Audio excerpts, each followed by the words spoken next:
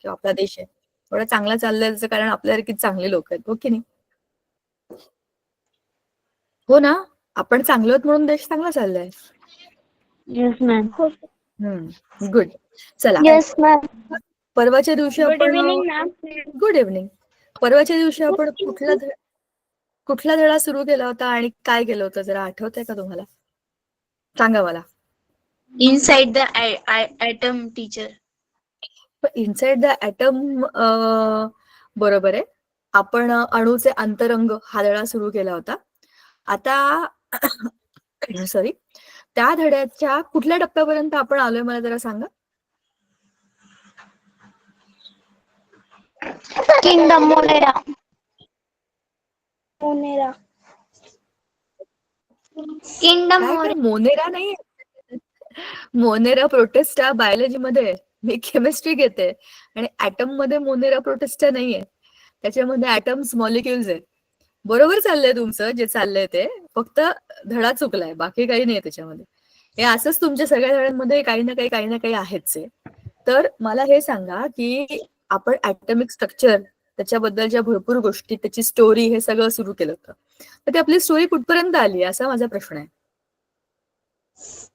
Thomas plum pudding model of atom. Rutherford's. अच्छा, नाही, जे थॉम्सन्स प्लम पुडिंग मॉडेल, तिथपर्यंत आलोय का आपण? बर, लक्षात आहे का तुमच्या काय होतं ते प्लम पुडिंग मॉडेल?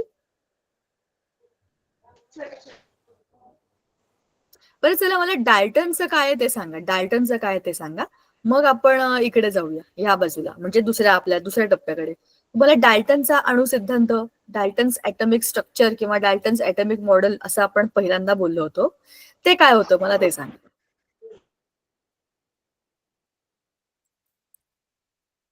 माहिती है तुम्हाला? स्क्रीन नहीं दिख रही है. मैंने स्क्रीन शेयर की ही नहीं है. I am asking you. मैंने अभी तक कुछ शेयर नहीं किया है. हमारी 1-to-1 बात हो रही है, 1-to-1. तो हाँ मैम, मैंने आप अभी ये दिख ही पूछा, नहीं रही है मुझको. मैं नहीं दिख रही हूँ. नहीं बाकी मैम. मला तुम्हाला मी दिसत नाहीये का? टीचर आप दिख. बरं, थोडंसं तुमचं नेटवर्क चेक करा. आज माझं नेटवर्क, मला काही प्रॉब्लेम नाहीये. हे तुमच्याकडे पाऊस पडतोय का? आमच्या इथे थोडा पाऊस पडतोय. Yes ma'am. जोरात पडतोय. जोरात पडतोय. Yes ma'am. Yes ma'am. Yes ma'am. चांगली गोष्ट आहे. पाऊस होतोय. खूप पाऊस तर नाही इकडे, पण पाऊस पडतोय. चला, पाऊस नसल्यापेक्षा पाऊस असलेला बरा आहे. टीचर मी पुण्यात राहते आणि पुण्यामध्ये सगळा पाऊस मे महिन्यात पडला. सगळा आमच्याकडचा पावसाळा मे महिन्यात संपला. सगळ्या ढगांमधलं सगळं पाणी मे महिन्यातलं 15 दिवसात संपून गेलं. तर जून महिना असा बऱ्यापैकी कोरडाच गेला. जुलै पण असाच टाइमपास गेला आणि आता थोडा असा उगाच काळे ढग बिग आल्यासारखं असं वातावरण झालंय. पण असा जो आपण म्हणतो ना सणकून पाऊस पडला, तो या पावसाळ्यात पडला नाही अजून आमच्याकडे. म्हणजे उगाच टीचर म्हणायला आम्हाला ग्रुप. पावसाळा. टीचर तुम्हाला श्रावण महिन्याच्या हार्दिक शुभेच्छा. हो, तुम्हाला पण आजच सुरू झालंय श्रावणी शुक्रवार आजपासून. ते गुळ फुटाणे बिटाणे, वाव किती छान ना. चला, आता आपण अणूच्या अंतरंगाबद्दल बोलूया. आपण धडा सुरू केला होता ॲटॉमिक स्ट्रक्चर. मी हे शेअर करते तुमच्या बरोबर. त्याच्या आधी आपण महत्वाचे मुद्दे रिवाइज करू. आपण हे बोललो होतो की आपल्या आजूबाजूला असलेल्या कोणत्याही गोष्टी मॅटरच्या बनलेल्या असतात, म्हणजे द्रव्य आणि द्रव वेगवेगळ्या गोष्टी आहेत. मुलांना खूप दिवस असं वाटतं की द्रव्य म्हणजे द्रव म्हणजे द्रव्य, पण द्रव्य म्हणजे मॅटर आणि मॅटर म्हणजेच आपल्या आजूबाजूला असलेले जे पदार्थ आहेत त्याचा बेस. आता उदाहरणार्थ माझा फोन असेल किंवा इथे एक येलो बेल्ट असेल किंवा पेन, पेन्सिल, काहीही तुमच्या आजूबाजूला असलेल्या कोणत्याही गोष्टी, जशा माझ्या आजूबाजूला पण खूप गोष्टी आहेत. कुठलीही गोष्ट तुम्ही उचलून बघा आणि तिच्याकडे बघा. तुम्हाला सांगितलं होतं, जसं समजा या हातामध्ये समजा मी फोन घेतला, तर फोनला स्वतःचं वजन आहे, वस्तुमान, आणि ते 3D स्पेस मध्ये काहीतरी जागा ऑक्युपाय करतो. त्याच्यामुळे त्याला आपण काय म्हणू? मॅटर. तर matter is anything which occupy space and has got some mass. मग अशा सगळ्याच गोष्टी असतात ना आपल्या आजूबाजूला, त्याला वजन पण असतं आणि त्या जागा पण व्यापतात. मग अशा सगळ्या वस्तूंना जेव्हा लोकांनी अभ्यासाला सुरुवात केली, कधीची गोष्ट आहे, 17व्या शतकाच्या शेवटी 18व्या शतकाच्या सुरुवातीला, when people started observing the things around, अच्छा हे याच्यापासून बनलंय, पण त्या छोट्या छोट्या गोष्टी कशाच्या बनल्यात? जसं आपण चॉक तोडला की त्याचा चुरा होतो आणि बारीक बारीक त्याचा खाली असा काय म्हणतो किस असतो ना बारीक बारीक, तसा आपल्याला दिसतो भुगा, पण एकदम बारीक बारीक, एकदम डॉट डॉट सारखा. म्हणजे इतक्या छोट्या लेवल पर्यंत लोकांनी विचार केला की अच्छा हे याचं बनलंय. पण ते कसलं बनलंय हा विचार करता करता ऍटम पर्यंत लोक आले. तो डाल्टन नावाचा पहिला सायंटिस्ट होता ज्याने सांगितलं की all the matter around us is made of small invisible particles which are called as atoms. तर ऍटम ही संकल्पना देणारा जो पहिला माणूस होता तो होता डाल्टन. त्याचा अणु सिद्धांत आपण सगळ्यात पहिल्यांदा बघितला, आठवतंय? मग त्या ऍटमिक स्ट्रक्चरच्या गोष्टीमध्ये दुसरा माणूस आला जे थॉम्सन. त्याने ते प्लम पुडिंग मॉडेल दाखवलं होतं, म्हणजे ते केक सारखं, खाली सगळा केक आणि त्याच्यावर चेरीज, म्हणजे positive charge is just like spread around, आणि त्याच्यामध्ये कुठे कुठे चेरीज आणि त्या जेम्सच्या गोळ्या असतात ना, तसे वरती वरती निगेटिव्ह चार्जेस आहेत. अशी जी रचना आहे ते आहे प्लम पुडिंग मॉडेल. हे कोणी सांगितलं? जे थॉम्सनने सांगितलं. सांगायचा मुद्दा असा होता की सुरुवातीला 17th सेंचुरीच्या शेवटी आणि 18व्या शतकाच्या सुरुवातीला ऍटम आहे आणि ऍटमचं काहीतरी स्ट्रक्चर आहे, इथपर्यंत गोष्ट आली होती. ऍटम तुम्ही तोडू शकत नाही कारण तो सगळ्यात छोटा आहे, इथपर्यंत गोष्ट आली होती. आणि डाल्टनने हे पण सांगितलं होतं की एकाच पदार्थाचे सगळे ऍटम्स एकसारखे असतील आणि दुसऱ्या पदार्थाचे सगळे ऍटम त्याच्यासारखे असतील, जसं की हायड्रोजनचे सगळे हायड्रोजन सारखे, ऑक्सिजनचे सगळे ऑक्सिजन सारखे. पण त्या ऍटम्सच्या मध्ये काही चार्ज आहेत का, ते कसे मांडलेले आहेत, ह्याच्याबद्दल तेव्हा डिस्कशन झालं नव्हतं. ऍटम काय असेल, कसं स्ट्रक्चर असेल, ह्याच सगळ्या गोष्टी सुरू होत्या. म्हणून जे थॉम्सनच्या मॉडेलमध्ये पॉझिटिव्ह आणि निगेटिव्ह या गोष्टी आल्या. डाल्टनच्या बाबतीमध्ये ती केसच नव्हती. ऍटमच सुरुवातीला त्याने आणला, मग त्या ऍटमच्या मध्ये पॉझिटिव्ह आणि निगेटिव्ह आहेत असं कुठून तरी ते आलं. मग ते कसं आहे, तर सगळ्यात पहिल्यांदा ते एकत्र आहे असंच पहिल्यांदा वाटणार ना. ते काम जे थॉम्सनचं होतं. आणि जेव्हा जे थॉम्सनचं मॉडेल तेव्हा खूप लोकांना पटलं नाही, असं कसं असेल, एकसारखं कशाला ऍटम असेल, मग तो कसा असेल. मग ते शोधताना ते रुदरफोर्डचं मॉडेल आलं. त्या रुदरफोर्डच्या मॉडेलमध्ये त्याने हे सांगितलं की गोल्ड फॉईलचा एक्सपेरिमेंट आठवतं, आपण बोललो होतो, त्याच्यात ती सोन्याची पत्रा ठेवला होता आणि त्याच्यावर सगळे अल्फा पार्टिकल असे आपटले आपटले आपटले आपटले सगळ्या बाजूने. आणि मग त्याचे जे काही ऑब्झर्वेशन होतं ते त्याने नोट डाऊन केले. त्याने खूप सारे पार्टिकल्स त्याच्यावर टाकले, सगळे नोट डाऊन केले आणि सगळ्याचं कॅल्क्युलेशन केल्यावरती त्याचा रिझल्ट आला. मग तो असा होता की खूप सारे पार्टिकल्स आरपार गेले. अल्फा पार्टिकल पॉझिटिव्हली चार्ज असतात, खूप सारे पार्टिकल्स आरपार गेले. काहीच पार्टिकल थोड्या अँगलने वळले, काही पार्टिकल थोड्या मोठ्या अँगलने वळले आणि 1,000 एक जसा गेला तसा परत आला. म्हणजे यातनं कन्क्लुजन असं निघालं की ऍटम मध्ये खूप सारी जागा मोकळी असते, वेकंट स्पेस. त्याच्यानंतर सेंटर मध्ये काहीतरी जड आणि जाड आहे, एवढं जड आणि जाड की अल्फा पार्टिकलला आपटल्यावरती परत पाठवू शकतो. अल्फा पार्टिकलला वजन पण आहे, चार्ज पण आहे. पॉझिटिव्ह पॉझिटिव्ह धक्का लागला की रिपेल होतात. याचा अर्थ काय आहे की इथे पण पॉझिटिव्ह आहे, हे निगेटिव्ह असतं, हे पॉझिटिव्ह असतं. ह्याचा अर्थ काय होता की ते अट्रॅक्ट झाले असते, ते चिकटलं असतं. पण चिकटलं नाही, ते बाउन्स बॅक झालं. याचा अर्थ असा झाला की इथे काहीतरी सेंटरमध्ये पॉझिटिव्ह आहे आणि हेवी आहे, म्हणजेच मध्यभागी स्ट्रॉंग आहे आणि आजूबाजूला मोकळी जागा आहे, म्हणजे इलेक्ट्रॉन्स तिकडे फिरतायत. मग ह्याला मदत करण्याकरता त्याच्या डोक्यासमोर एक गोष्ट होती, त्याच्या डोळ्यासमोर एक गोष्ट होती, त्याच्या डोक्यामध्ये एक गोष्ट चालली होती, ती होती सोलार मॉडेल. आपलं जे सोलार सिस्टीमचं मॉडेल आहे, सूर्यमाला, सूर्य मध्यभागी आणि आजूबाजूला चाललेत सगळे इलेक्ट्रॉन्स, म्हणजेच कोण, आपले सगळे ग्रह, प्लॅनेट्स. म्हणजे असंच आहे की मध्यभागी न्यूक्लियस आहे आणि त्याच्या भोवती सगळे इलेक्ट्रॉन्स फिरतात. सेम त्याने इकडे मॉडेल लावण्याचा प्रयत्न केला. ही होती रुदरफोर्डच्या एक्सपेरिमेंटची गोष्ट. इथपर्यंत जरा पटापट तुम्हाला दाखवते आणि मग आपण जाऊया पुढच्या. त्याच्यानंतर मला वाटतं आपण नील बोहरचा पण बघितला होता का? तुम्हाला आठवतंय का नील बोहरचं आपण त्याचं काय कन्सेप्ट होती? आपण बघूया ते सगळं. आज सगळं आपल्याला धडा शेवट आज येणारच आहे याचा. हा आहे आपला ऍटम, त्याच्यामध्ये आहे atomic structure, building blocks of any substance.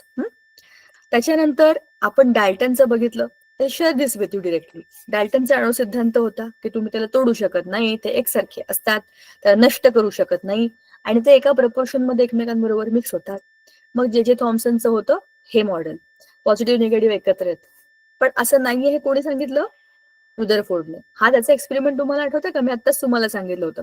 सोन्याचा पत्रा, Yes, ma'am. इकडे एक लेड, एक radio active element Yes, ma'am. आणि त्याच्यामधून जाणारे अल्फा पार्टिकल्स. त्या अल्फा पार्टिकल्स Yes, ma'am. करणारे बाजूचे सगळे fluorescent screens. Yes, ma'am. Correct. हे सगळं आपण मागच्या वेळेला बोललो. Yes, ma'am. आता त्याच्यामध्ये आलेले हे आपण बोललो होतो का, आठवतं का तुम्हाला? नील्स बोरचं स्थायी कक्षा अणुप्रारूप, हे पण आपण बोललो होतो आपण. पण तरी मी तुम्हाला सांगते, ऐका. आता रुदरफोर्डच्या या मॉडेलमध्ये प्रॉब्लेम असा होता, लोकांनी याच्यामध्ये शंका अशी काढली, तुम्ही म्हणताय की इलेक्ट्रॉन बाजूला फिरतात, पण ते चार्ज पार्टिकल आहे. मग चार्ज पार्टिकल स्वतःचा चार्ज टाकतात आणि मध्ये येऊन पडतात, म्हणजे त्यांची एनर्जी कमी कमी कमी कमी होत जाते आणि ते रेस्टला येते. जसं की आपला भवरा, तुम्ही त्याला फिरवा, तो चार्ज असतो म्हणजे तो एनर्जी मध्ये असतो. गोल फिरतो, गोल फिरतो, फिरतो फिरतो फिरतो फिरतो, थकतो आणि पडतो. बरोबर आहे ना? तशीच तुम्ही एखादी चार्ज गाडी, कोणता पण चार्ज पार्टिकल गोल फिरवा फिरवा फिरवा, त्याचा तो गोल कमी कमी कमी होत जातो आणि तो मध्ये येऊन पडतो. मग तुमचे इलेक्ट्रॉन पण असेच गोल फिरून मध्ये येऊन पडायला पाहिजे. आणि असं झालं म्हणजे परत हे मॉडेल ते बाजूला आहेत फिरतात फिरतात फिरतात आणि मध्ये येऊन पडले म्हणजेच हे झालं ना, परत एकत्र झाले. हे असं नाहीये. मग ह्याचं उत्तर काय आहे? शिवाय त्याने सांगितलं होतं की मध्ये न्यूक्लियस आहे आणि बाजूला ऑर्बिट्स आहे. पण ऑर्बिट्स कशा आल्या? ऑर्बिट्स किती आहेत? ते ऑर्बिट काय शेप आहेत त्यांचे? एनर्जी वेगळी आहे का? ह्याच्याबद्दल त्याचं काहीच एक्सप्लेनेशन नव्हतं. मग ह्याचा एक्सपेरिमेंट चुकीचा होता का? अर्धवट होता का? नाही. ती एक लेवल होती. लेवल 1, लेवल 2, लेवल 3 असं करत करत जातो ना आपण एखाद्या गोष्टीचा अभ्यास. ती 3rd लेवल होती अभ्यासाची. त्याच्यामध्ये आलेल्या प्रश्नांची उत्तरं पुढच्या लेवलमध्ये मिळाली. म्हणजे याचा अर्थ कसा काय? स्टेप बाय स्टेप ह्याच्यावरती अभ्यास केला लोकांनी. सुरुवातीला पहिला मुद्दा होता ऍटम. ऍटम मध्ये आले चार्जेस आल्यानंतर त्याची रचना, कुठे कोणते चार्जेस आहेत, म्हणजेच तुमचं पूर्ण स्ट्रक्चर आलं. त्या स्ट्रक्चरमध्ये आलेले प्रॉब्लेम ते सॉल्व्ह करण्याकरता बोर्स मॉडेल आलं. आता या नील बोरने काय सांगितलं? स्थायी कक्षा अणुप्रारूप नावातच आहे. त्याने सांगितलं की ह्या प्रॉब्लेमचं सोल्युशन एकच. ह्या ज्या सगळ्या शेल्स आहेत या स्टेशनरी आहेत. म्हणजेच काय? त्या फिक्स आहेत. त्या गोल गोल फिरून कमी कमी होऊन सेंटरमध्ये जात नाहीत. त्या ठरलेल्या जागा आहेत आणि तिथेच ते इलेक्ट्रॉन फिरतात. जसं आपल्या सोलर सिस्टीम मधले प्लॅनेट्स 2-4 फेऱ्या मारल्या, थकलो मी आता जाऊन पडतो सूर्यामध्ये, असे करतात का ते? सांगा. नाही.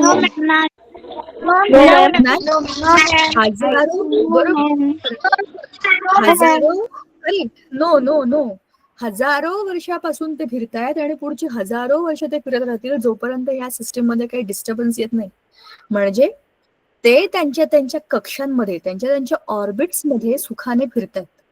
तसेच इलेक्ट्रॉन्स पण त्याच कक्षेमध्ये फिरतात. ती कक्षा कमी कमी होऊन 0 होत नाही. आणि प्रत्येक ऑर्बिटची एक एनर्जी लेवल आहे, ऊर्जा स्तर. पहिल्या शेलची एक एनर्जी, दुसऱ्या शेलची एक एनर्जी, तिसऱ्याची एक एनर्जी, ह्या एनर्जी लेवल्स आहेत. मग मला एका एनर्जी लेवल मधून दुसऱ्या एनर्जी लेवलला जायचं असेल तर मी काय करेन? एनर्जी घेईन. जसं न्यूक्लियसच्या जवळचं एक ऑर्बिट आहे N1.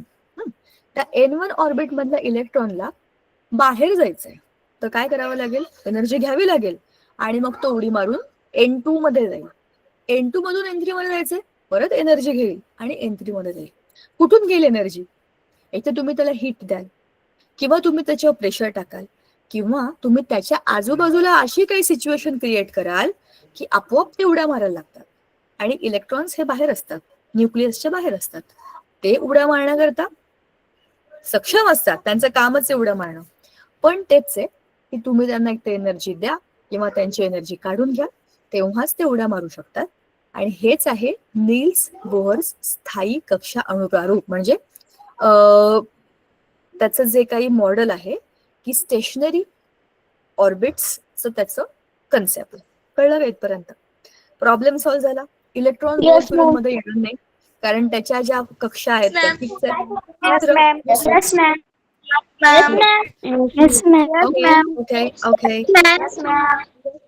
ऑलराईट, समजलं का? हे आहे त्याचं स्थायी कक्षा अणुप्रारूप. आणि ही गोष्ट जी होती त्याने रुदरफोर्डच्या एक्सपेरिमेंटला सपोर्ट केला.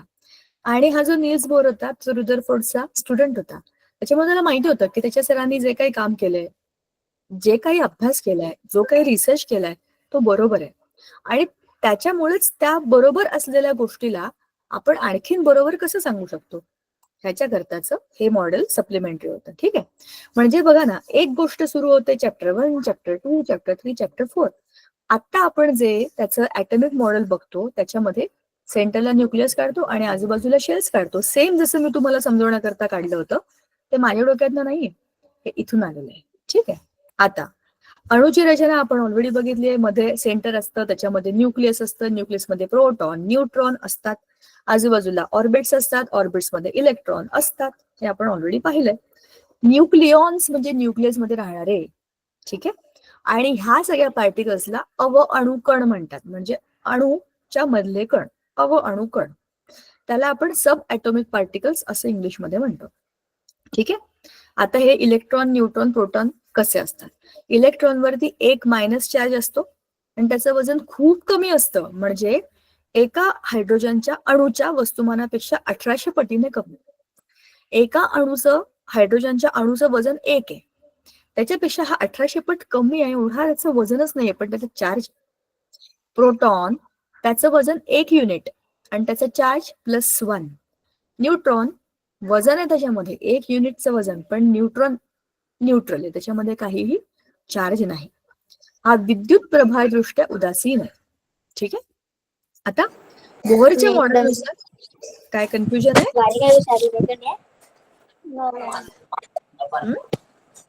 कोणाच तरी माईक ऑन झालं, हे बोलायचं नाही मला.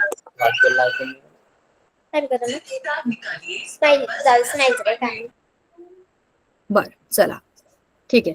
बोहरच्या मॉडेलनुसार इलेक्ट्रॉनचं वितरण म्हणजेच काय? इलेक्ट्रॉनिक डिस्ट्रीब्युशन, इलेक्ट्रॉनिक कॉन्फिगरेशन जे आपण म्हणतो, की आपण त्या इलेक्ट्रॉनची संरचना बघताना त्याला कसं वितरित करतो. कक्षांचे नाव आहेत KLMN 1 2 3 4 हे नंबर आहेत. पहिल्या कक्षेमध्ये किती इलेक्ट्रॉन, दुसऱ्या कक्षेमध्ये किती इलेक्ट्रॉन हे समजून घेण्यासाठी फॉर्म्युला आहे. कोणी माईक ऑन केलाय परत? काही बोलायचंय का? शिवलाल सोनावणे माईक का ऑन करते? अच्छा, हे बोलायचं नाहीये ना?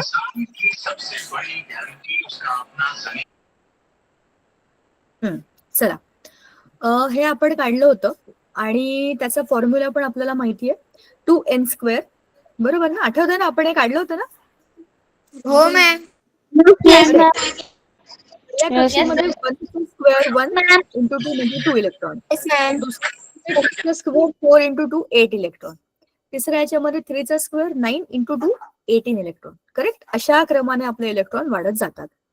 आता याच्या पुढे आहे मूलद्रव्यांचा अणुवस्तुमानांक म्हणजेच atomic mass number.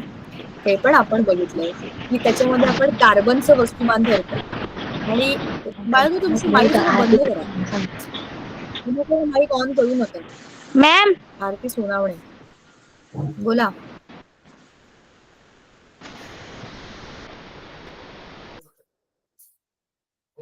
Hello teacher. मीच बंद करते. ऑलराईट, चला. होतं असं बोलायचंय, बोला. टीचर आम्हाला ग्रुपवर काय? टीचर आम्हाला ग्रुपात ऍड करा ना तुम्ही. काय करू? गृहपाठ ग्रुपात ऍड करा. ग्रुपमध्ये ऍड करू. ओके, एक मिनिट थांबा. तुम्ही कुठल्या ग्रुपमध्ये आहात हे मला माहित नाहीये. मी संगीता मॅमना सांगते. तुम्ही कोणत्या ग्रुपमध्ये जॉईन झालाय? मग तुम्हाला लिंक कशी मिळाली? मॅम मित्रांनी टाकली. बर, तुम्ही तुमची नावं टीचर लिंक टाकून दे. तुम्ही मला टाकली मी ना. ऐका, जे लोक व्हॉट्सअप ग्रुपमध्ये नाहीये, तुम्ही ऐका मुलांना, थांबा. ज्या मुलांची नावं व्हॉट्सअप ग्रुपमध्ये नाहीये त्यांनी इथे चॅटबॉक्समध्ये तुमची नावं टाका आणि नंबर टाका. कळलं का? त्याच्या बाजूला हे दिसतंय तुम्हाला चॅट विथ एव्हरीवनचं ऑप्शन. तिथे तुम्ही जिकडे तुम्हाला लिंक येते ना, इथे बघा असं, तिथे तुमची नावं टाका म्हणजे ती आमच्यापर्यंत येते. ठीक आहे? आता टीचर ते त्यांना मोबाईल मध्ये नाही दिसत, तुम्ही मला लिंक टाकली ना, मी त्यांना टाकून देईन. ठीक आहे ना, आपण ग्रुपमध्ये टाकूया की या मुलांना ऍड करा. आता हे मध्येच नका ग्रुपमध्ये, आता आपल्या मीटिंग मध्ये नका बोलू, आता जे चाललंय ते ऐका. ठीक आहे. मी त्यांना टाकायचे आपली लिंक. ऐका मुलांनो, तुम्ही लिंक का टाकताय? त्यांना ग्रुपमध्ये ऍड करायला सांगा ना संगीता मॅमना. त्या आपण लेक्चरच्या शेवटी बोलूया. थांबा आता हे मध्येच काहीतरी काढू नका पिल्लू, तुम्ही थांबा. ह्याच्याबद्दल बोलू. सगळे माईक ऑफ करा आणि हे ऐका. आपला लेसन सुरू आहे की नाही, त्याच्यात मध्येच काहीतरी वेगळाच topic out of the box नको. पण मला समजलं तुमच्यापैकी काही लोकांना ग्रुपमध्ये ऍड करायचे, ते आपण बोलूया. मी सांगते मॅमना. ठीक आहे, नक्की सांगूया आपण.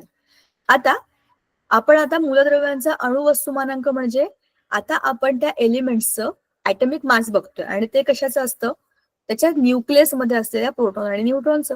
सुरुवातीला आपण कम्पेअर करण्याकरता हायड्रोजनला कम्पेअर करण्यासाठी घेत होतो एक अणुवस्तुमानांक. नंतर असं समजलं की जास्त एलिमेंट्स शोधले गेले आणि त्याच्यातनं त्याचं जे ऍटॉमिक वेट आलं त्यातलं बऱ्यापैकी फ्रॅक्शन मध्ये होतं किंवा डेसिमल मध्ये होतं, म्हणून त्याच्यासाठी आपण कार्बन घेतला आणि कार्बन बरोबर कम्पेअर करून आता आपण सगळ्यांची वजनं काढली. ही कधीची गोष्ट आहे जेव्हा त्याला मोजण्याकरता स्पेक्ट्रोमीटर नव्हता. पण आता आपल्याकडे खूप चांगले इन्स्ट्रुमेंट आहेत आणि आपण त्याला ऍटॉमिक मास युनिट बघा हे AMU म्हणजेच डाल्टन आणि ते लिहितात यू अशा याने, त्याने मोजतो. ठीक आहे.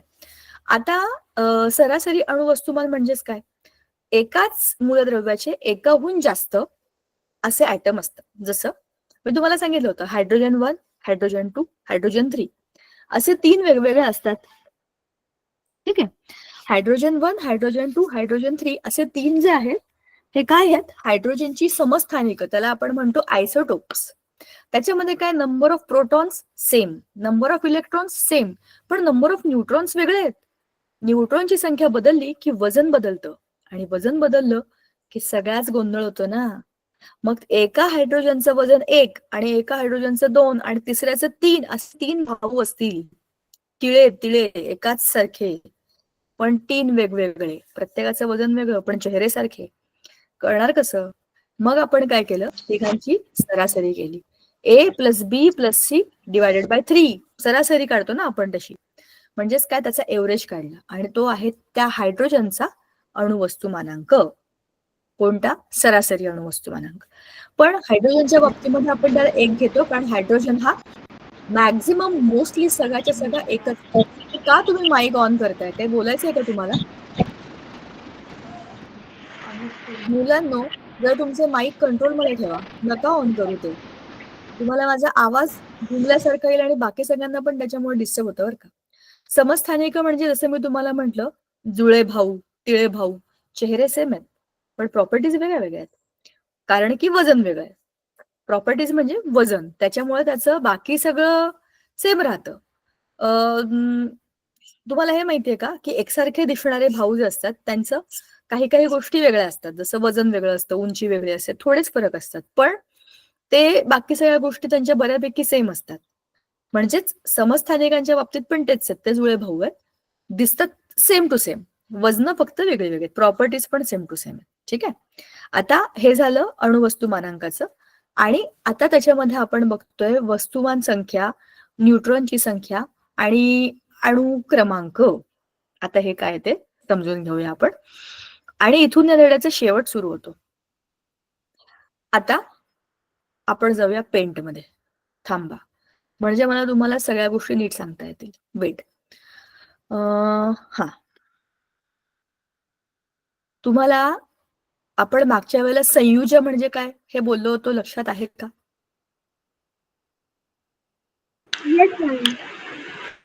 संयुज Yes, ma'am. Yes, ma'am. Yes, ma'am. Yes, ma'am. Yes, ma'am. चला आपण जाऊया त्याच्यात. स्क्रीन दिसते का आता? बघा, मी पुस्तक पीपीटी बंद केली आणि व्हाईट बोर्ड ऑन केला. Yes, ma'am. हा एक ऍटम Yes, आहे ma'am. आणि हा दुसरा ऍटम आहे.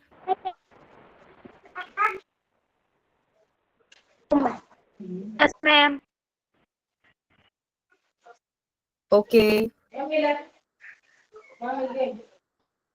चला माईक बंद करा. येस मॅम म्हणून झालं की स्वतःचे माईक बंद करून टाका. आणि तुमच्या घरातले सगळे सिक्रेट मला ऐकू येतील. कोणाची आई रागवते, कोणाचे बाबा टीव्ही बघतायत, कोणाच्या घरी कोण आलंय, सगळं मला समजेल. ओके, चला बघा. आता हा झाला तुमचं ऍटमचं स्ट्रक्चर आपण त्याचा न्यूक्लियस पेंट करून टाकू नेहमीसारखं, येल्लो आणि येल्लो. ठीक आहे. आता आपण इलेक्ट्रॉन्स काढणार आहे. आता आपल्याला माहितीये फॉर्म्युला आहे 2 ब्लॅक आणि हे 2n². सांगा n ची व्हॅल्यू 1 असेल तेव्हा काय येईल?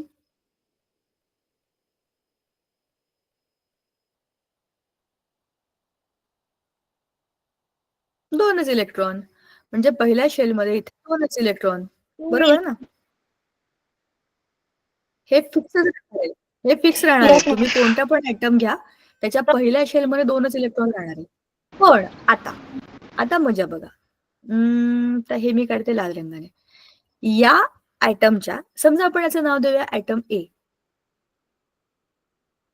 आणि याचं नाव आहे ऍटम बी.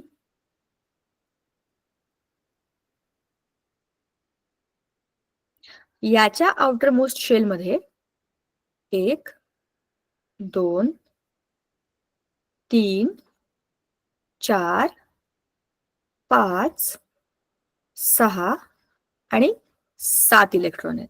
ह्याच्या आउटर मोस्ट शेल मध्ये किती इलेक्ट्रॉन आहेत? 7. बाह्यतम कक्षेमध्ये 7. 7 आणि याच्या 7 समजलं मला? 7 संपलं ते 7 संपलं. आता हे किती आहेत सांगा? 7 मॅम 7 ए मध्ये 7 आहेत आणि बी मध्ये 1 आहे. आता आपल्याला काय बघायचंय? याच्यामध्ये 7 इलेक्ट्रॉन्स आहेत, याच्यामध्ये 1 इलेक्ट्रॉन आहे. पण बरं आता असं झालंय, थांबा आपल्याला थोडं चेंज करायला लागेल. कारण काय, ठीक आहे थांबा, एक काम करते मी. ह्या ऍटमला खाली घेते, त्याला काढायला जागा पाहिजे. तिथे थोडी मला जागा कमी पडणार आहे. वेट. मॅम बोला. मॅम प्लीज रिपीट करता का? तुमचा आवाज ब्रेक होत होता. हो, मी काय केलं, मी फक्त एक ऍटम काढला आणि त्याच्यामध्ये इलेक्ट्रॉन्स काढले. याच्या आउटर मोस्ट शेल मध्ये 7 इलेक्ट्रॉन्स आहेत असं म्हटलं. आता आपल्याला एक्झाम्पल मध्ये थोडा बदल करायला लागणार आहे. का माहितीये का? मी ऍटम खाली घेते चांगला व्यवस्थित, म्हणजे मला त्याच्यात आणखीन 2 ऑर्बिट्स काढता येतील. ही त्याची फर्स्ट शेल आहे, के शेल. ही एल शेल आहे आणि एम शेल. मुद्दाम का? कारण की असं केल्यामुळे कन्फ्युजन क्लिअर होईल. तो ऍटम आहे जो मगाशी काढला आपण, तोही एक ऍटम आहे. पण आपल्या आत्ताच्या एक्झाम्पल साठी आपण काम सोपं करतोय म्हणून मी दुसरा ऍटम काढलाय. ठीक आहे.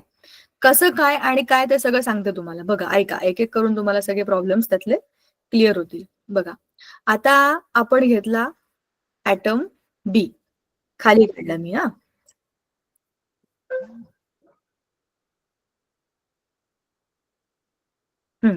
आता याच्यामध्ये पहिल्या शेलमध्ये 2 इलेक्ट्रॉन आहेत, दुसऱ्या याच्यामध्ये 8 आहेत आणि तिसऱ्या याच्यामध्ये 1 आहे.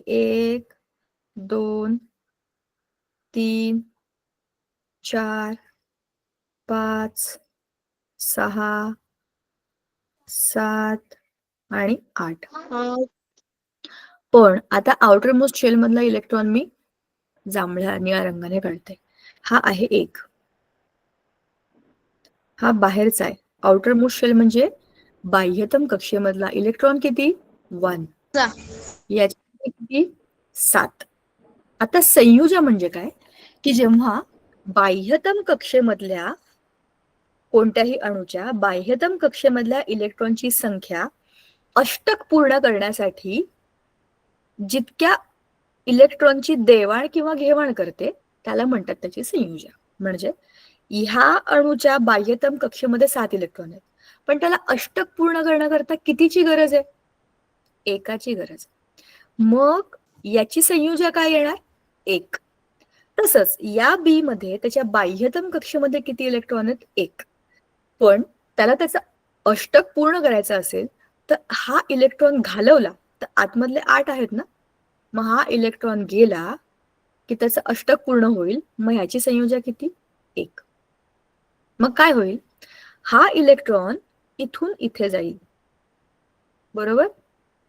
म्हणजे काय होईल? ए बी नावाचा एक नवा मॉलिक्यूल तयार होईल. त्याच्यामध्ये 2 ऍटम आहेत, ए आणि बी. बरोबर.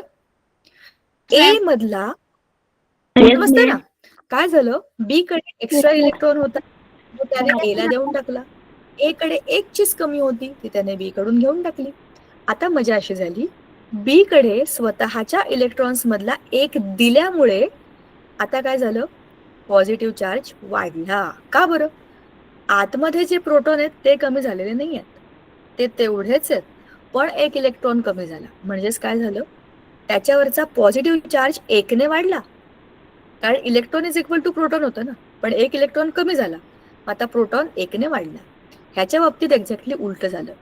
ह्याच्याकडे ऑलरेडी इलेक्ट्रॉन 7 होते, ते बॅलन्स करत होते आतल्या प्रोटॉनला, पण एक इलेक्ट्रॉन वाढला म्हणजे आतला प्रोटॉनचा चार्ज एकने कमी झाला, म्हणजे आता हा झाला आहे निगेटिव्ह. ए मायनस बी प्लस. ए ला म्हणतात कॅटायन, सॉरी एनायन, कारण तो मायनस आहे. बी ला म्हणतात कॅटायन, कारण तो प्लस आहे. कॅटायन आणि एनायन हे ॲटम नाही, त्यालाच मूलक म्हणतात, म्हणजेच रॅडिकल्स असं म्हणतात.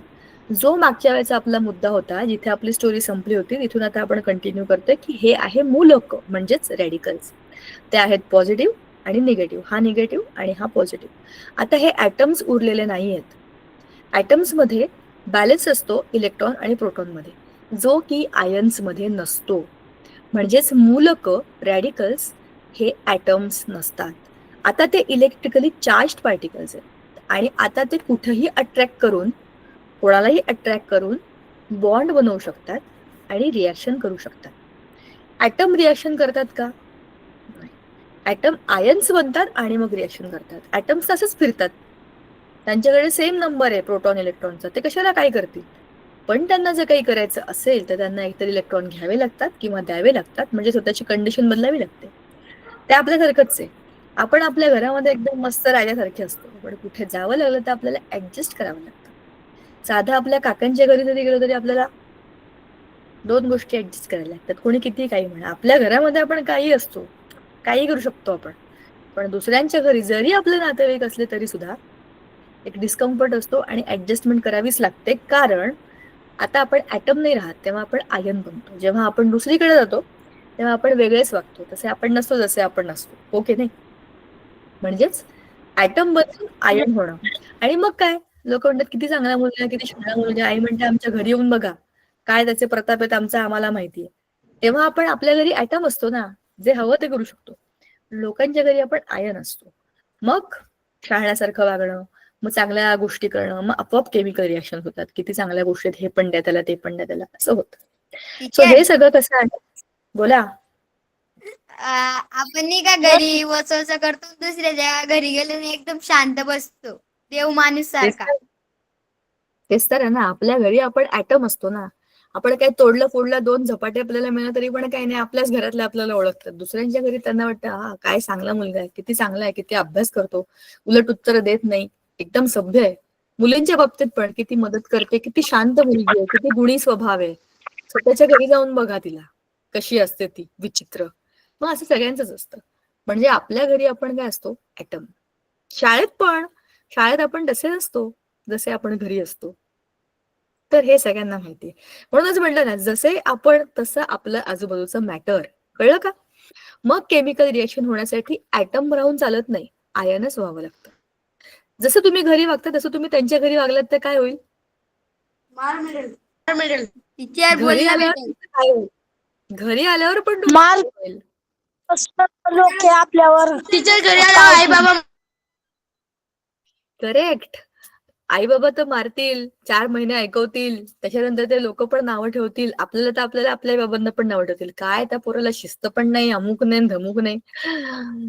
हे भगवान, दुःख भरा जीवन. ते म्हणतात ना, ये दुःख काहे खतम नाही होता बे, तसं होतं ते. मग काय यस करायचं? मॅम. मग काय करायचं? मग आयन बनायचं. दुसरीकडे गेलं की आपल्या घरी येऊन का दाखवायचं आपण? ऍडजस्ट करून घ्यायचं. जसे आपण तसे आपले ॲटम. बरोबर? आता ही गोष्ट इथपर्यंत आलेली आहे. तीच आपल्या यस मॅम. गुड. हे होतं रॅडिकल बद्दल. रॅडिकल आपण मागच्या वेळेला थोडेसेच बोललो होतो. कुठे आहेत रॅडिकल्स? Valency संयुजा, radicals. ठीक आहे, एक इकडे होतं ना कुठेतरी रॅडिकल्स बद्दल वाचलं होतं आपण. एनिवेज ते आपल्या पुस्तकामध्ये आहे आणि मी पुस्तकाकडे आता जाणारच आहे. आपलं सगळं झालंय. शेवटच्या भागावरती आपण आता धड्याच्या अणुभट्ट्या हे सगळं केलंय आपण. तुमच्या लक्षात असेलच. झटकन पटकन खाली. किती मस्त होता ना हा एक्सपेरिमेंट आणि धडा पण किती भारी आहे ना. मला खूप आवडतं. केमिस्ट्री मधलं माझं सगळ्यात आवडतं. म्हणजे त्याच्यामध्ये ना आपण एका वेगळ्याच आपल्याला मग ते बाकी सगळे काही टाइमपास काही करायची गरज नाही. ह्याच्यामध्ये आपल्याला एकदम असं आई शपथ हा पण अभ्यास केलाय लोकांनी असं एकदम भारी भारी समजायला लागतं याच्यात. टीचर पण आमच्याकडे बरं, अच्छा नाहीये. काय नाहीये पुस्तक माहिती होतं. मी तुम्हाला आधीच विचारलं होतं की तुमच्या धड्यामध्ये पुस्तकांमध्ये हा धडा नाहीये, हा 5वा धडा आहे. तुम्हाला पुढच्या टर्म मध्ये येणार आहे हा धडा 6माही परीक्षेत. पण तेव्हा तो तुम्हाला ऑलरेडी झाला. बघा आता इथे कसं लिहिलेलं आहे ते ऐका. हा, ही एक महत्वाची गोष्ट एम्फसाइज करायची आहे, मला पुन्हा सांगायची आहे.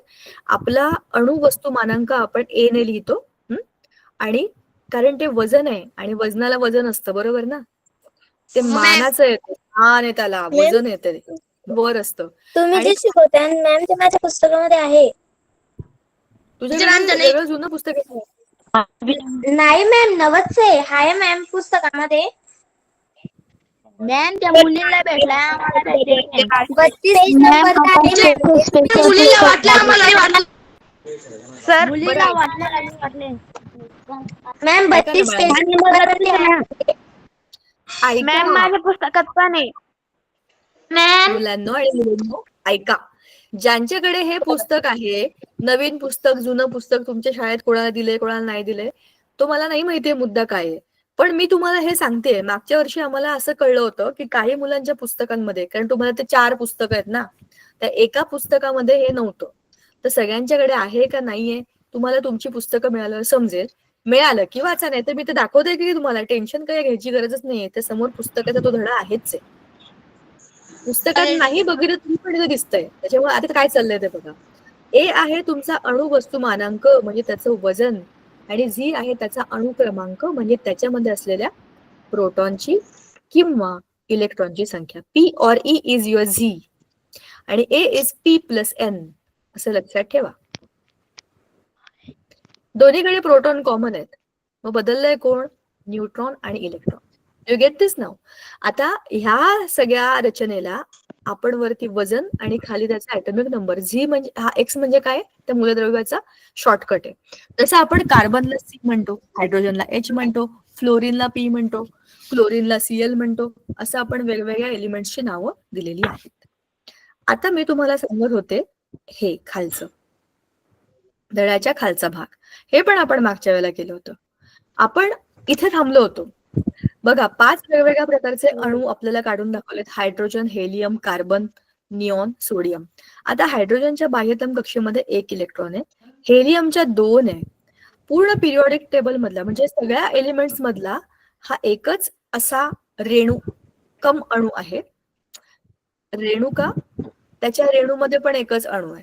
हा एकच अणू असा आहे ज्याला त्याच्या आयुष्यात 2च इलेक्ट्रॉन पाहिजे. ते 2 मिळाले की तो सुखी आहे. आणि ह्याला याच्यासारखं व्हायचंय, हायड्रोजनला हेलियम सारखं व्हायचंय. बाकी सगळ्यांना बिचाऱ्यांना 8 साठी पळायचंय आयुष्यात. कार्बनच्या याच्यात 4 आहेत बाह्यतम कक्षेत, त्याला आणखीन 4 पाहिजे. निऑन ह्याच्यामध्ये ऑलरेडी 8 आहेत. बघा ना, 1 2 3 4 5 6 7 8. ह्याचं अष्टक पूर्ण आहे. हा सुखी माणूस आहे. आता हा काही बदलणार नाही, त्याचं घर नाही बदलणार, जॉब नाही बदलणार, काहीच नाही बदलणार. ह्याला तसं नाही, याला धडपड करायला लागेल, इकडे जाऊ, ते करू, हे करू, करून बघायला लागेल, कारण त्याला अष्टक पूर्ण करायचंय. सोडियम बाह्यतम कक्षेमध्ये 1 ही इलेक्ट्रॉन आहे भैया, 1 इलेक्ट्रॉन दे दो, सुखी हो जाओगे. मग तो काय बनतो? Na+, बरोबर ना. म्हणजे काय बनला? कॅटायन. हे सगळं आपण आत्ताच बोललेलो आहोत.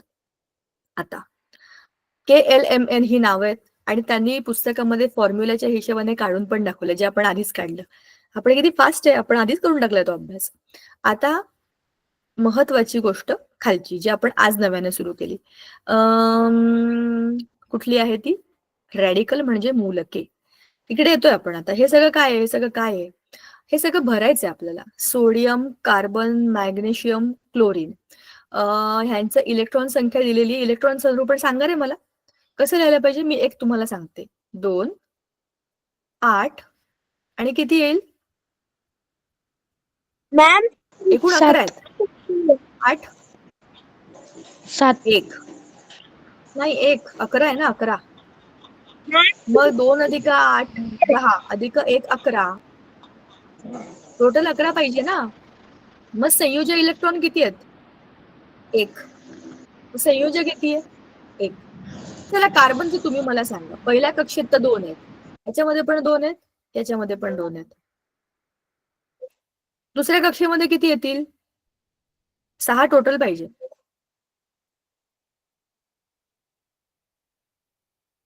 चार. मग इलेक्ट्रॉन संयोजक संख्या किती आहे? 4. मग 4 संयोजक टीचर. किती? 4. 4 हा नंबर इकडे येणार आहे आणि हा तिकडे येणार आहे. हा सेम नंबर.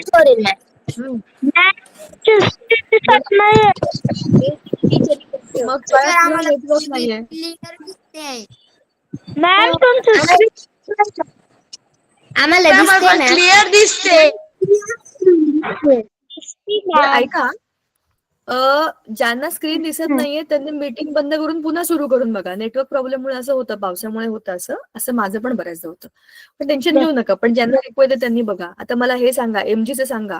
पटपट सांगा. 2 आणि पुढे काय येईल? मॅम 10 अगं दुसऱ्या कक्षेमध्ये मॅक्झिमम किती आहेत? 8 आहेत ना. 2 8 कॉन्स्टंटच राहणार आहेत. आणि मग किती उरले? 8 आणि 2 10. किती झाले? मॅम 12. 6 12 2. मॅम रिपीट करता का? ऐका ऐका ऐका ऐका. आपण एक चित्र काढलं होतं. त्याच्यामध्ये न्यूक्लियस होता. त्याच्या पहिल्या कक्षेमध्ये किती इलेक्ट्रॉन होते? 2 होते की नाही? हो दोन. मॅम. हे तेच हे 2 जे मी लिहिलेत ना, हा 2 हा 2 हा 2 हे पहिल्या कक्षेतले. हे नव्हते. दुसऱ्या कक्षेमध्ये किती आहेत मॅक्झिमम सांगा मला. काय सांगायचंय? सांगू काय सांगायचंय? मॅम मी अगं मी सांगू पण काय सांगू? उत्तर कशाचं? मी सांगू. एक मिनिट. क्लोरीनचं उत्तर सांगायचंय का? Cl17. हो मॅम चला सांगा. 6 हे ऐका ऐका ऐका ऐका. आणि 15 माईक बंद करा तुमचे. सगळ्यांनी माईक बंद करा. तुम्ही सगळे चुकीचे सांगताय. आधी ऐका, समजून घ्या. बघा, आपण आत्ताच बघितलं. पहिल्या कक्षेमध्ये 2 इलेक्ट्रॉन असतात, ते मी सगळीकडे लिहिलेले आहेत. दुसऱ्या कक्षेमध्ये 8च इलेक्ट्रॉन असतात. 8 8 8. तुम्हीच सांगितलं ना मला फॉर्म्युला 2n². बरोबर ना? मग जर n ची व्हॅल्यू 2 असेल तर 2 टू चा 4 टू चा 8 झाले की नाही? मग दुसऱ्या कक्षेमध्ये 8च हो, इलेक्ट्रॉन असणार आहेत. मग 2 आणि 8 हे फिक्सच होणार आहे. 6 कसं येईल? चुकीचं सांगताय तुम्ही आणि चुकीचं लक्षात ठेवू नका. हे झाले तुमचे 2 + 8 10. 17 - 10 किती? 7. उरलेले इलेक्ट्रॉनच पुढे येतील. समजलं का? 2 मग नंतर 8 फिक्स नंबर आहे. याच्यामध्ये काही चुका करायच्या नाही आपण. आता याच्यामध्ये व्हॅलेन्स इलेक्ट्रॉन आहेत 2 आणि त्याची व्हॅलेन्सी आहे 2. ह्याच्यामध्ये व्हॅलेन्स इलेक्ट्रॉन आहेत 7 आणि याची व्हॅलेन्सी आहे 7. ओके, चला ह्याला म्हणतात व्हॅलेन्सी फुलफिल करणं. आता माईक बंद करा. समस्थानिके म्हणजे आयसोटोप हे आपण ऑलरेडी बघितलेलं आहे. कार्बनचे 3 आयसोटोप आहेत. Carbon 12, carbon 13, carbon 14. हे असे असतात. कुठे? हवेमध्ये किंवा वस्तूंमध्ये. पण त्याचा अणुवस्तुमानांक आहे 12, 13, 14. म्हणजेच म्हणूनच ते 12, 13, 14 आहेत ना. वरती आपण ए लिहितो. प्रोटॉनची संख्या 6. इलेक्ट्रॉनची संख्या तेवढीच आहे. जेवढी प्रोटॉन तेवढेच इलेक्ट्रॉन. पण न्यूट्रॉनची संख्या किती आहे बघा. 6, मग 7 आणि मग 8. मी तुम्हाला म्हटलं होतं न्यूट्रॉनची संख्या आणि प्रोटॉनची संख्या सारखी असेल किंवा नसेल, ती जर वाढली तर आयसोटोप्स बनतात. हे आयसोटोप्स बनलेत कार्बनचे. बरोबर? असेच हायड्रोजनचे पण 3 आहेत. हायड्रोजन, नंतर ड्यूटेरियम आणि ट्रिटियम. आता हे 1H1 आहे. ह्याच्यामध्ये न्यूट्रॉनची संख्या बघा, याच्यात ह्यांनी ना काय केलं, हायड्रोजन 1 असतो तो, त्याच्यात न्यूट्रॉन नसतो, मग असतो H2, एक प्रोटॉन एक न्यूट्रॉन, आणि ट्रिटियम मध्ये असतात 3. म्हणजेच 2 न्यूट्रॉन 1 प्रोटॉन असं त्याचं स्ट्रक्चर असतं. क्लोरीनचे पण 2 आहेत, क्लोरीन 35, क्लोरीन 37. कळलं का? हे झालं आयसोटोप अणुभट्टी. हे झालं की आपण थांबणार. ऐका आता, माईक बंद करा आणि बघा. न्यूक्लिअर पॉवर ही एक खूप जबरदस्त पॉवर आहे. न्यूक्लिअर पॉवरचा अर्थ असा असतो की काही काही एलिमेंट्स, जसं मी तुम्हाला आधी एक उदाहरण सांगितलं होतं की तुमची पिशवी आहे, एक पिशवी आहे प्लास्टिकची, त्यात तुम्ही कांदे टमाटे भरले भरले भरले भरले, अति एवढे भरले की त्याचं वजन सहन नाही झालं आणि पिशवी फाटली. सेम असं होतं हायर ॲटमच्या न्यूक्लियसमध्ये, म्हणजे ज्यांचा ॲटॉमिक नंबर खूप जास्त आहे, ज्यांच्या केंद्रकामध्ये खूप सामान कोंबले कोंबले कोंबले कोंबले, ते फुटतात आणि बाहेर अल्फा, बीटा आणि गॅमा अशा 3 प्रकारचे रेडिएशन्स इमिट करतात. अल्फा, बीटा आणि गॅमा. अल्फा पॉझिटिव्ह असतात, बीटा निगेटिव्ह असतात आणि गॅमा, अच्छा बीटा न्यूट्रल असतात, त्या लाईक न्यूट्रल पार्टिकल्स. मला लक्षात नाही, beta I am confuse, sorry, मी तुम्हाला बीटा बद्दल आता नाही सांगते. पण अल्फा पॉझिटिव्ह असतात, बीटा पार्टिकल्स एक प्रकारचे असतात आणि गॅमा या रेडिएशन्स असतात. रेडिएशन्स म्हणजे रेडिएशन्स, जसे आपल्या लाईटाचे रेडिएशन्स असतात तशा. तर या अल्फा, बीटा आणि गॅमा पार्टिकल्सना बाहेर टाकल्यावरती ते जे हेवी एलिमेंट असतात त्यांचं वजन जरा कमी होतं आणि ते स्टेबल होतात. म्हणजे एक मोठा न्यूक्लियस तुटतो आणि 2 छोटे न्यूक्लियस बनतात. याचाच वापर हे नॅचरली होत असतं, तुम्ही याच्यात काही करत नाही. हजारो वर्षापासून हे एलिमेंट असेच आहेत आणि हे डीके होतात. डीके म्हणजे तुटत जातात आणि मग स्टेबल होतात. पण हे निसर्गामध्ये असेच असतात आणि हे संपत नाहीत, कारण की ते तसेच बनलेले आहेत निसर्गामध्ये. जसं गोल्ड आहे, सोनं जसं बनलंय तसंच हे एलिमेंट्स बनलेले आहेत. आणि हे सगळे हेवी एलिमेंट्स आपण वापरतो आपल्या न्यूक्लिअर रिएक्टरमध्ये. तुम्हाला याच्यात काही करायचं नाही, हे आपोआप होत चाललंय. तुम्ही काय करणार, फक्त तुम्हाला जेव्हा हवं तेव्हा त्याला टार्गेट करणार एका न्यूट्रॉनने आणि मग टार्गेट केलं की त्याला फोडणार. हे बघा, एक न्यूट्रॉन तुम्ही याच्यावर टाकला की तुमचा न्यूक्लियस फुटला, खूप एनर्जी मिळते. ही एनर्जी वापरतो आपण टर्बाईन्स फिरवायला.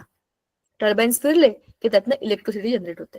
मग अणु ऊर्जेमध्ये काय होतं की आपण ह्या न्यूक्लिअर पॉवरचा वापर करून एनर्जी मिळवतो, म्हणजे इलेक्ट्रिसिटी मिळवतो. हे आपल्या इकडे मुंबईमध्ये भाभा ॲटॉमिक रिसर्च सेंटर आहे ना, तिकडे हे होतं. ह्याच्यामध्ये सगळ्यात डेंजरस गोष्ट असते तुमचा एलिमेंट, ज्याला आपण रेडिओ ऍक्टिव्ह एलिमेंट म्हणतो. आता बघा, ह्या केंद्रक्रिया अभिक्रिया समजून घेण्यासाठी युरेनियम 235 या अणु इंधन म्हणतात त्याला, फ्युएल, त्याच्यावरती मंद गतीच्या न्यूट्रॉनचा मारा करतात.